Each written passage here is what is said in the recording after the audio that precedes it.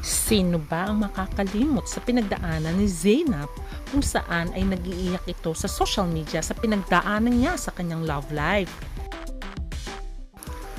Pero sabi nga nila, after the storm and the pain, dumating naman ang right person para sa kanya. Ito ang walang iba kundi si Filipino-American basketball player Bobby Ray Parks Jr. Ngayon nga ay ikinasal na si Zainab. Pero nababalot pa rin ng kontrobersya ang kanyang kasal kung bakit hindi nakadalo ang kanyang ina. At kung anong reaksyon ng kanyang ex-boyfriend na si Sakastokli. Ating alamin ang buong kwento.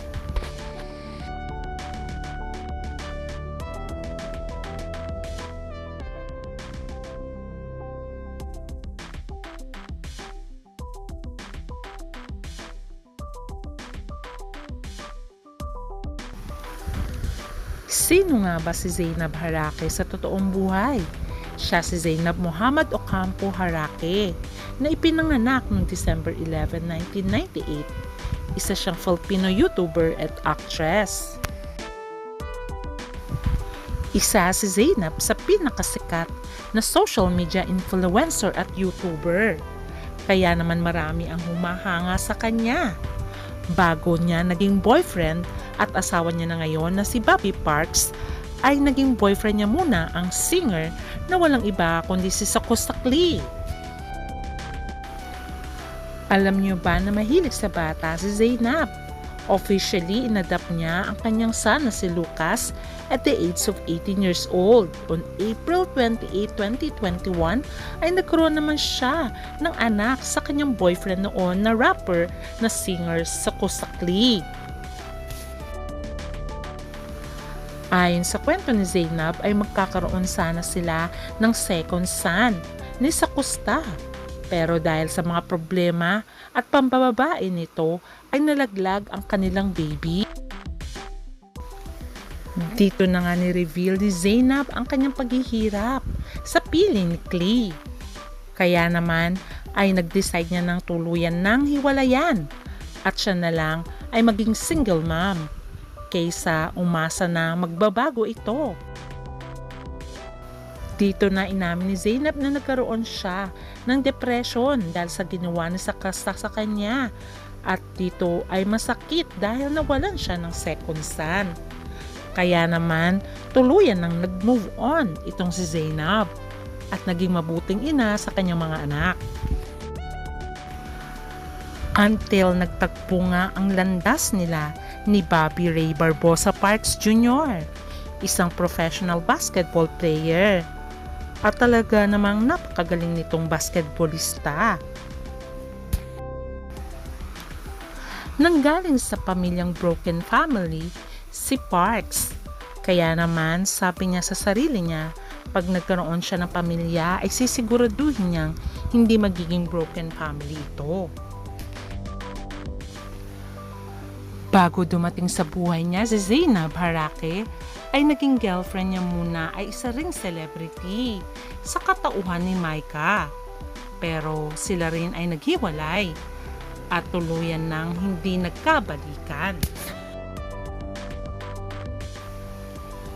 Pero sabi nga ni Micah ay masaya siya sa relasyon nga ni Zainab at ng kanyang ex-boyfriend na si Rai. Kaya naman ay friends pa rin naman sila. At wini-wish niya na maging masaya ng tuluyan si Rai at ating balikan ang love story ni Zainab Harake and Bobby Ray Parks. Nagkaroon ng dating rumors si Zainab at si Rai spark May 2023. After nispatan ni Zian Gaza sa Facebook photos while in Japan.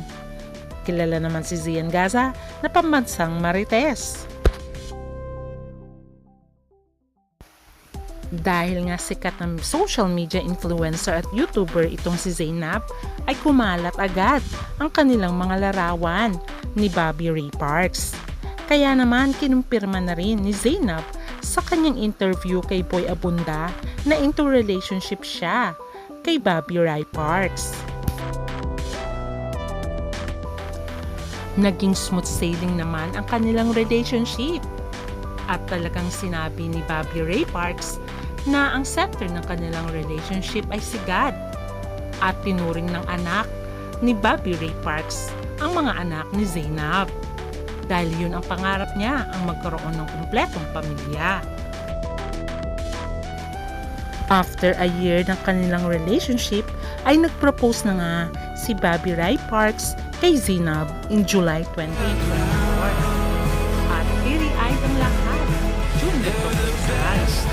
At sabi ng mga netizens ay deserve ni Zainab ito dahil ito na ang matagal niyang dinadasal after ng kanyang failed relationship kay Sapusta.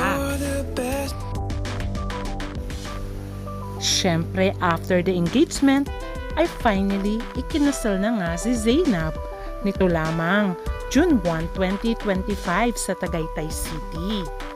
Makikita dito ang galak at saya ng dalawa dahil finally ay may blessing na ang kanilang pagsasama bilang husband at wife. At makikitang teary-eyed dito si Bobby Ray. Si Zainab ay napakaganda niya sa kanyang gown na gawa pa ni Michael Cinco.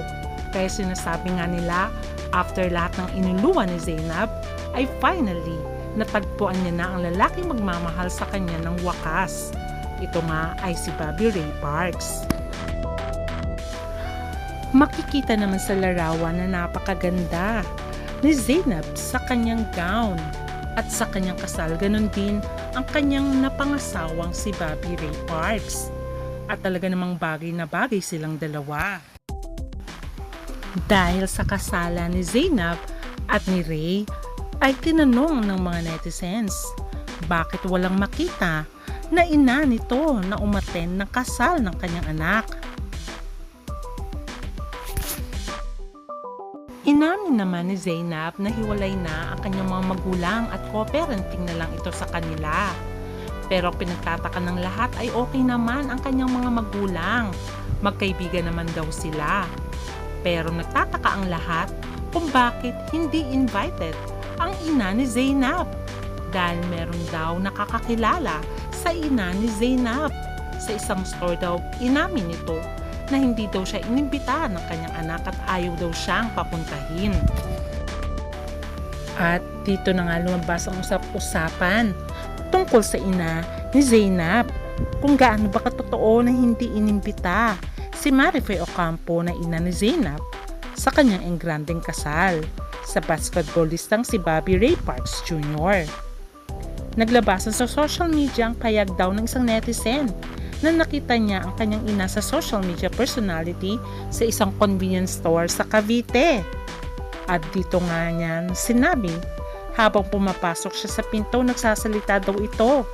Not exactly the same thought. Ako nga na sariling nanay, hindi pinapasok ni Zainab sa kasal. Gusto nilang sumikat, lalo ko silang pasisikapin. Sinabi daw ng ina ni Zainab na ipopost ko silang dalawa sa aking Facebook, si Zainab at si Ray Parks. Ayon pa sa komento ng netizens. At dahil nga sa magarbong kasal ni Zainab, at dito na nga nagparinig ang kanyang ina na nagpost pa ng cryptic post patungkol sa kanyang anak dahil sa hindi nito pagdalo sa kasal ni Zainab. Dahil nga sa magarbong kasal ni Zainab, hinahanap ng mga netizens kung nasaan ang ina nito at bakit hindi ito invited. Dahil ang naghatid lamang sa kanya ay ang kanyang ama. Kaya naman nagtataka sila bakit hindi pumunta ang kanyang ina. Mapapansin naman sa post ni Marife Ocampo ay mga cryptic post. Makikita rin sa kanyang post, karamihan ay larawan ni Zainab. At makikita naman ang suporta dito sa larawang ito na laging nandyan ang kanyang ina pag may mga special occasions o may sinasalihan si Zainab na competition. At sa kanyang cryptic post, sinabi niya nga dito, kapag may mga taong sinaktan ka emotionally, take it as a sign na hindi sila worth sa presence mo. Distance yourself At huwag mong hayaan sirain nila ang mental health mo. Mas importante ang inner peace mo. Yun ang nasa story ng kanyang ina. At meron pa nga tungkol sa toxic people. Toxic people will do you dirty. They try to convince people that you are the problem. At meron nga din nagtanong sa manager ni Zainab na si J. Isidro kung bakit walang ina ni Zainab. At ang sagot ng manager, not feeling well. At sa latest story naman ni Zainab, sinabi niyang, listen to God, not them. Ito siguro ay patungkol din sa kanyang ina. Iba-iba tuloy ang opinyon ng mga tao. Sinasabi nilang minsan ka lang ikasal. Bakit hindi mo pa in-invite ang iyong ina? Ano man ang kasalanan ng iyong ina, ay dapat in-invite mo siya dahil wala ka sa mundong ito kung wala ang iyong ina. Pero sabi naman ng mga fans ni Zainab ay wala tayo sa lugar. Hindi natin alam kung ano ang kanilang hindi pagkakaunawaan. Irespeto na lang natin ang desisyon ni Zainab at ni Bobby Ray. Ano naman kayang reaksyon ng ex ni Zainab na si Sakostakli? Marami nagsasabi na nagsisisi daw ito dahil pinakawalan niya pa si Zainab. Matatandaan na third party ang dahilan kung bakit sila naghiwalay ni Zainab. Into relationship nga itong si Sakosta sa dating Viva Max star na walang iba kundi si Ava Mendez. Pero naghiwalay din ang dalawa. Kaya sabi nga nila ay karma daw ito kay Sakostakli dahil sa ginawa niyang pang-iiwan at pambababae at pananakit emotionally kay Zainab. Kaya tuloy sabi ng mga fans ni Zainab at mga netizens, maganda na nga daw nangyari yun. Dahil kung hindi nangyari yun, ay hindi matatagpuan ni Zainab si Bobby Ray Parks. At mas deserving daw mahalin si Bobby Ray Parks compare naman kay Sakostakli. Kaya naman sa newlyweds na si Zainab Harake at Ray Bobby Parks, congratulations sa wedding nyo at magmahalan kayo hanggang sa wakas. Hanggang sa muli, please don't forget to like, share, and subscribe. Bye!